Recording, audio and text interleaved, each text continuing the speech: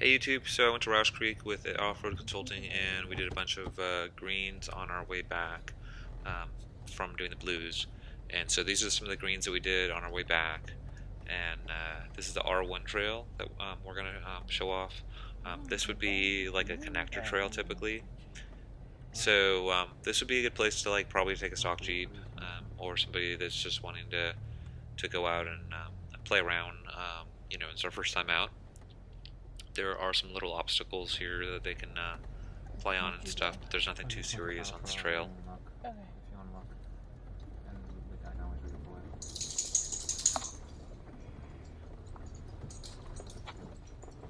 So we're on the northeast property right now of Rausch Creek, and this is where we are cutting over from the R1 trail onto the R trail. You can see there are some little washouts that you can play in. Like I'm gonna just go down here into this washout, even though everybody's going up there. That's a nice thing about going out here. You can decide how difficult you want it to be or how easy you want it to be. And I'm not really sure why everybody decided to go up there, but I decided it would be a little more fun to go down here.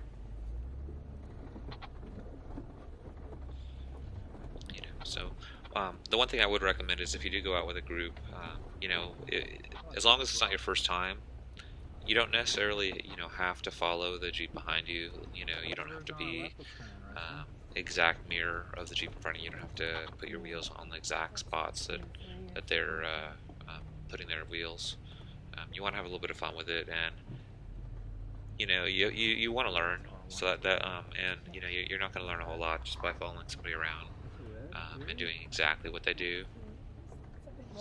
You'll probably learn a lot more, I kind of think, experiencing things on your own and trying to figure things out as you go.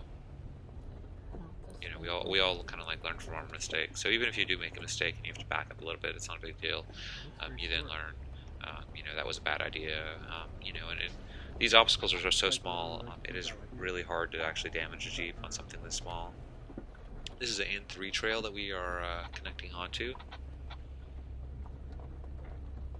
And even though these are connector trails, for a beginner or somebody with a stock vehicle, this would be a good place probably to start out and just go out here and try to figure out your vehicle. I meant to pack a second pair of shoes. So these trails are very considerably wide. You don't have to worry about any kind of body damage on the side of the vehicle. And you can see that it is wide enough that even two cars can pass through here. If a Jeep went to one side of the trail, another Jeep on the other side of the trail could actually pass right by. A lot of these connector trails like this, the green trails, you'll see larger vehicles out here, Ford Raptors and F-150s and other kinds of vehicles. There's a water. Almost every trail at Rausch seems like it has a little bit of water on it.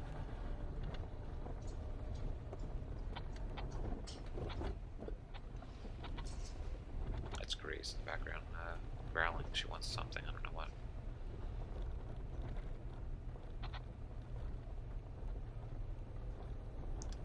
So from this connector trail, we are going to turn onto K1.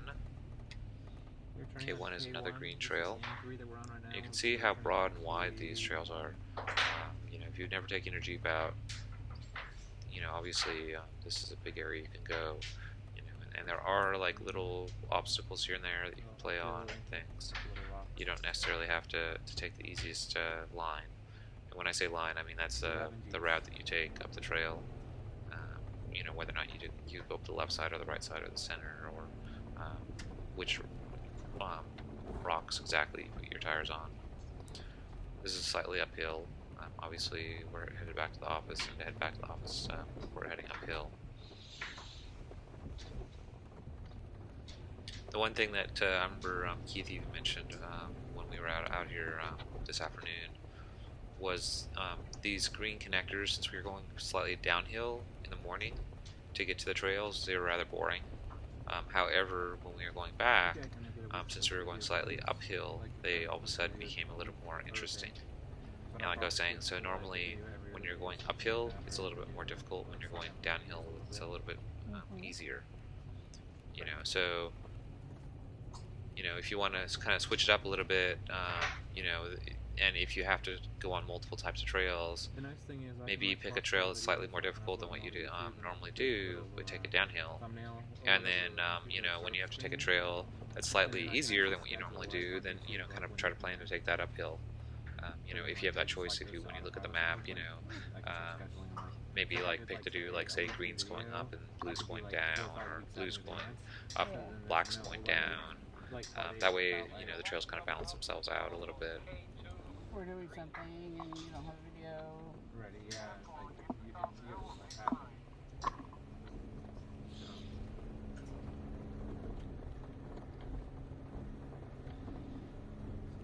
So always look left and right when you come onto the trails, obviously. You don't want to hit anybody.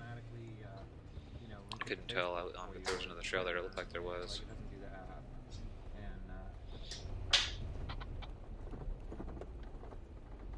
So we are on the far north of the northeast property.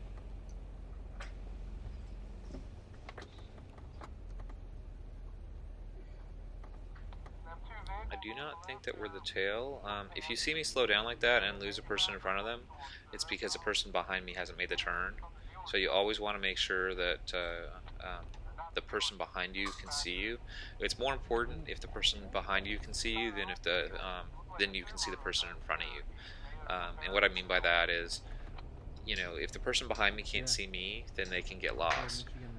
You kind of would think that I could get lost if the person in front of me can't see me, but if the person in front of me is following the same rule, basically what will happen is when they go around the corner and they can't see me anymore, they should stop, and then it'll like move on up, and then in the end the person in the front will notice, oh, I can't see anybody behind me, and he'll stop. The group won't leave you behind as long as you maintain that you can see the vehicle behind you. So that's kind of the key. You don't have to watch the vehicle like non-stop. Mainly, you just don't want like a ridiculous amount of distance between you and the vehicle behind you. Like when I say ridiculous, I mean like 1,000 feet or something like that. As long as you occasionally see them, especially when you're going around corners, like, it's fine. And if you ever get to a fork or somewhere where there's another trail that somebody can turn off on, you want to be like 100% sure they saw where you made the turn at, because that's where they could make the wrong turn. And I've been in so many groups where you go out there and what should be, a quick and easy ride, and you should be able to go a pretty long distance, turns into just non-stop, like having to stop and figure out where people made wrong turns and trying to find lost people, and that's no fun at all. So anyway, there are a couple little obstacles here, but once again, I mean, this is all easily stock capable. Stock vehicles can easily do all this stuff, and so this is the trail says K1 trail that we're on. I had to look at the sign. Rausch Creek is really good with their signs. They put signs like on everything, on every single corner. You'll find signs like every freaking where. AOAA, another park in the area, doesn't have quite so many signs as Rausch, but Rausch is like probably king of the signs. Like they are just big time into signage everywhere. Both parks have apps like Maplets or Maprika, where you can monitor your position or whatever on your phone. But this park has like just signs everywhere indicating where to go. And the only time you won't see a sign on a trail typically is if it's a one-way trail and you're not supposed to go in that direction. And I see that like on Tatas. So anyway, please like and subscribe. Thank you.